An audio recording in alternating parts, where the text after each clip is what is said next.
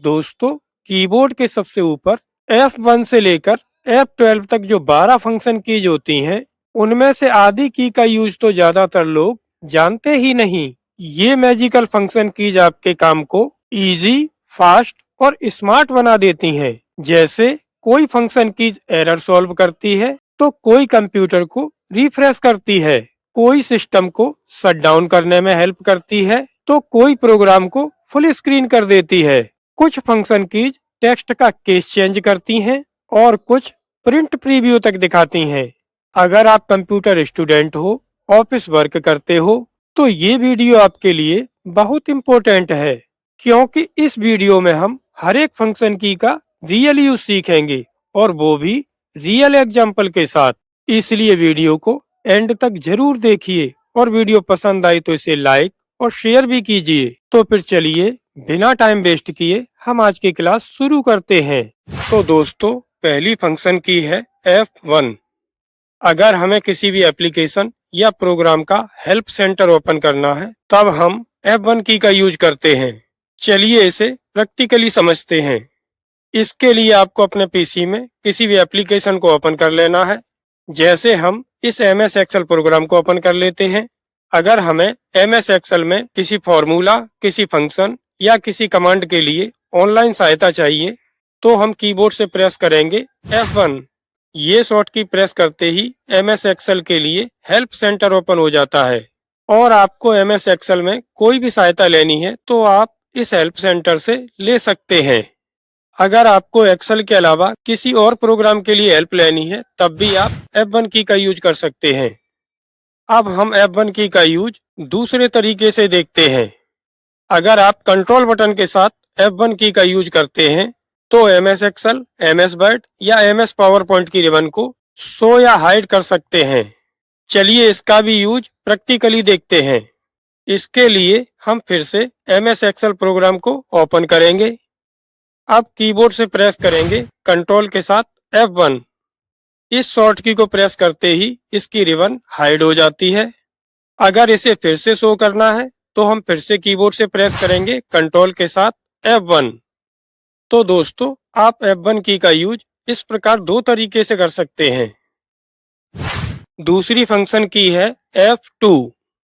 अगर आपको कंप्यूटर में किसी भी आइकन को रीनेम करना है, या फिर एक्सेल में लागू किए गए किसी भी फॉर्मूले को एक्टिव करना है, तब आप यूज करते हैं F2 फंक्शन की का। चलिए हम इसे प्रैक्टिकली समझते हैं। जैसे आपको एक से अधिक फोल्डर को रीनेम करना है, तो आपको माउस से उतने फोल्डर सिलेक्ट कर लेने हैं। सिलेक्ट करने के बाद कीबोर्ड से प्रेस करना है F2। F2 प्रेस करते ही रीनेम कमांड एक्टिव हो जाती है, और हम इस पर कोई भी नाम टाइप कर सकते हैं। अगर किसी एक फोल्डर को रीनेम करना है, तो उस फोल्डर को सिलेक्ट करके कीबोर्ड से प्रेस करना है F2। तो इस तरीके से आप किसी एक फोल्डर या एक से अधिक फोल्डर को F2 फंक्शन की से रीनेम कर सकते हो। और इसी प्रकार जैसे इस MS एक्सेल प्रोग्राम के किसी फॉर्मूला को एक्टिव करना है या उसमें एडिटिंग करनी है, तब भी आप कीबोर्ड से प्रेस करेंगे F2। F2 प्रेस करते ही एक्सेल में लागू किया गया फॉर्मूला एक्टिव हो जाता है। चलिए F2 फंक्शन की का यूज दूसरे तरीके से देखते हैं। अगर आप कंट्रोल के साथ F2 फंक्शन की को प्रेस करते हैं, तो आप किसी भी डॉक्यूमेंट का प्रिंट प्रीव्यू देख सकते हैं। जैसे हमें माइक्रोसॉफ्ट वर्ड के इस डॉक्यूमेंट को प्रिंट करने से पहले इसका प्रीव्यू देखना है, तो हम कीबोर्ड से प्रेस करेंगे कंट्रोल के साथ F2। इस शॉर्ट की से हम प्रिंट होने वाले पेज का प्रीव्यू देख सकते हैं। और अगर आपको MS एक्सेल की किसी भी सेल में कमेंट अप्लाई करना है, तो आप कीबोर्ड से प्रेस करेंगे शिफ्ट के साथ F2। ये शॉर्ट की प्रेस करते ही कमेंट ऑप्शन एक्टिव हो जाता है। तो दोस्तों, F2 फंक्शन की का यूज हम तीन तरीके से कर सकते हैं। अगली फंक्शन की है F3।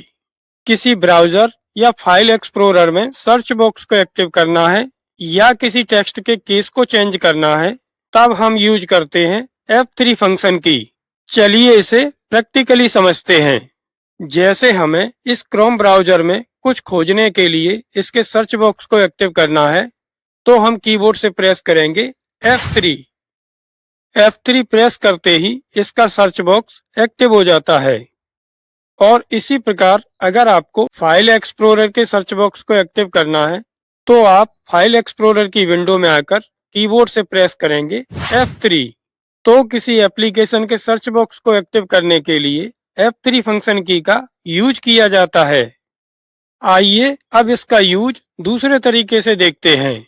जैसे अगर आपको इस MS वर्ड में दिए गए टेक्स्ट का केस चेंज करना है तो आप टेक्स्ट को सिलेक्ट करके कीबोर्ड से प्रेस करेंगे शिफ्ट के साथ F3।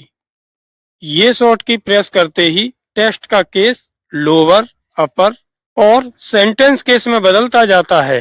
तो F3 फंक्शन की का यूज आप दो तरीके से कर सकते हैं। अगली फंक्शन की है F4।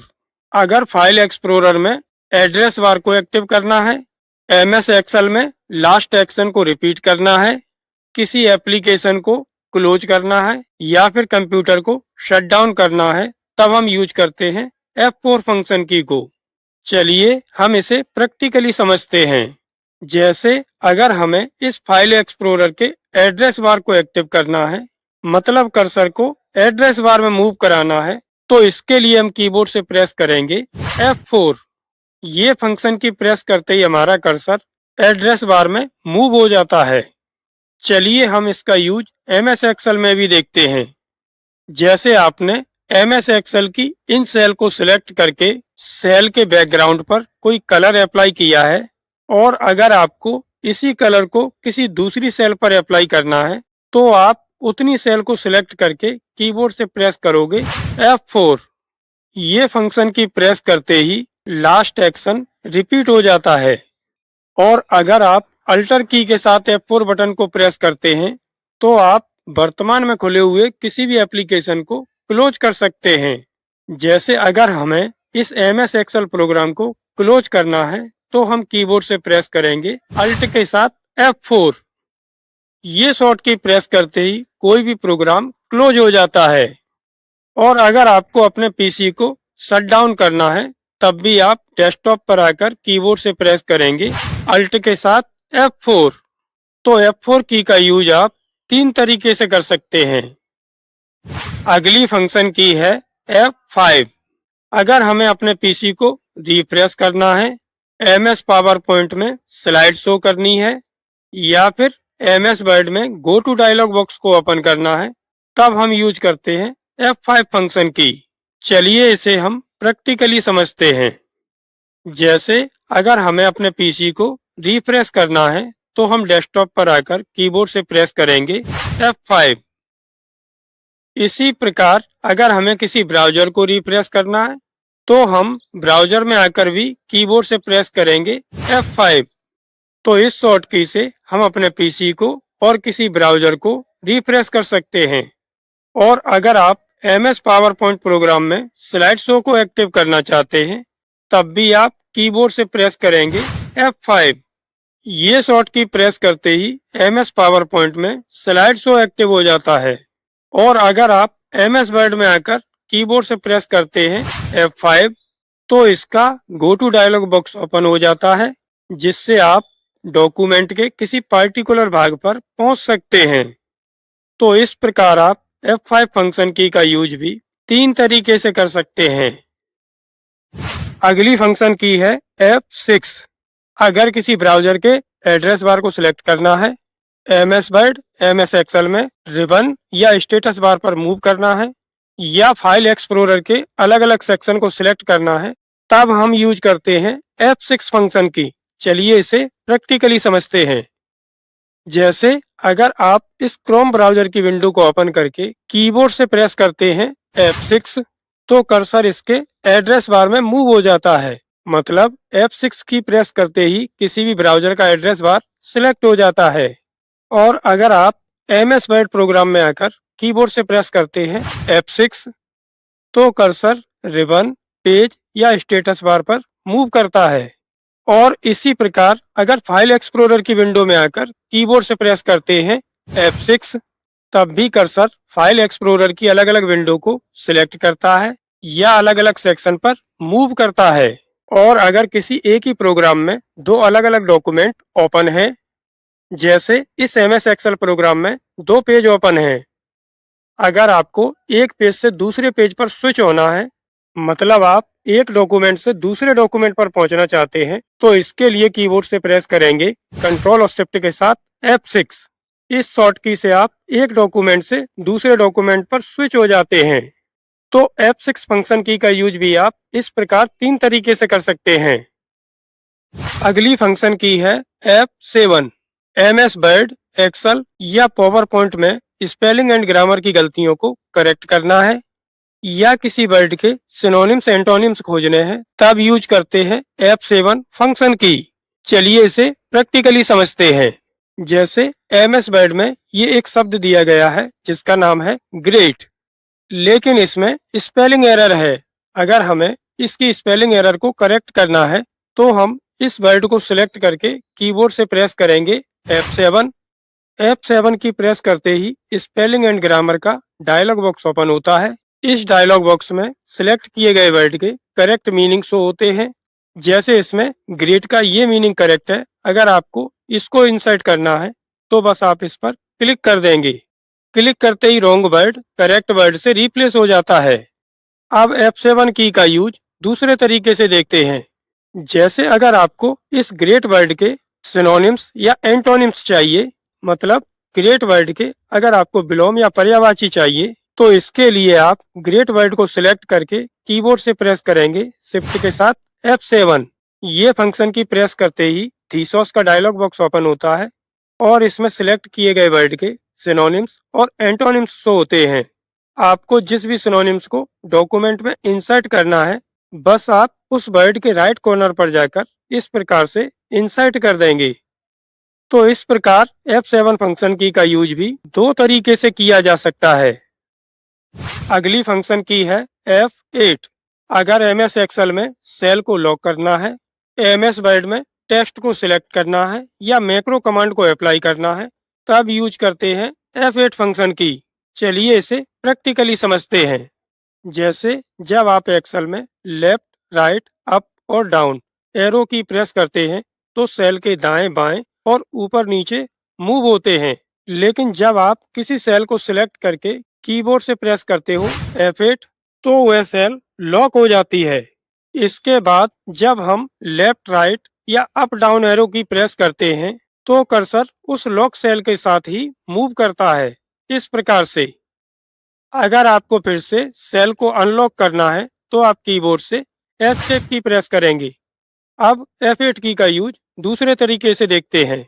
अगर आप MS वर्ड की विंडो में आकर कीबोर्ड से प्रेस करते हैं F8, तो एक बार F8 फंक्शन की प्रेस करने से एक वर्ड, अगली बार प्रेस करने से एक सेंटेंस, फिर से प्रेस करने पर एक पूरा पैराग्राफ, इस प्रकार हम टेक्स्ट के सिलेक्शन को इंक्रीज कर सकते हैं। और अगर आपको इस सिलेक्शन को भी डीएक्टिव करना है, तब भी आप कीबोर्ड से प्रेस करेंगे एस्केप। और अगर आपको वर्ड या एक्सेल में मैक्रो कमांड को अप्लाई करना है, तब आप कीबोर्ड से प्रेस करेंगे अल्ट के साथ F8।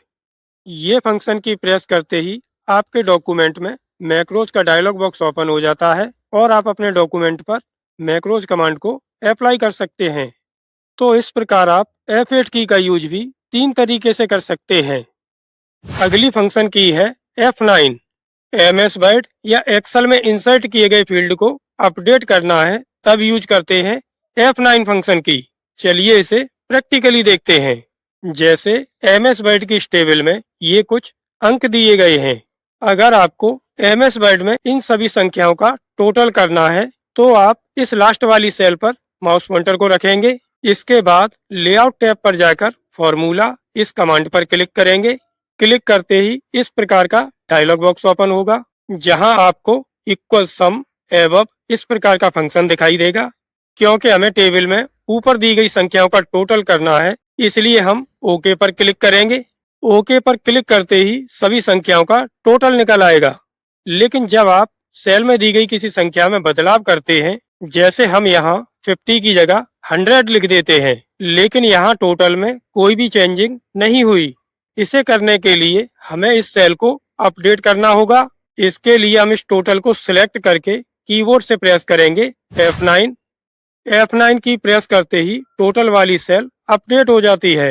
अगर आप फिर से किसी संख्या में कोई बदलाव करते हैं, तो आपको टोटल को सिलेक्ट करके फिर से कीबोर्ड से प्रेस करना होगा F9।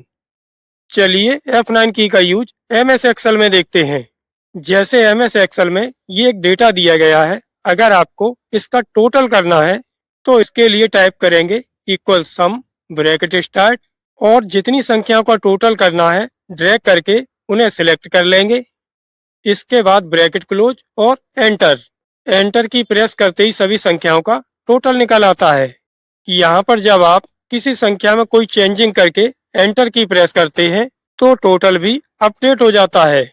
लेकिन जब आप फॉर्मूला टैब में कैलकुलेशन ऑप्शन को मैनुअल कर देते हैं, इसके बाद आप किसी संख्या में कोई परिवर्तन करते हैं या कोई भी बदलाव करके एंटर की प्रेस करते हैं तो इसका टोटल चेंज नहीं होता है। इसके लिए अब इसे अपडेट करना होगा। अपडेट करने के लिए कीबोर्ड से प्रेस करेंगे F9।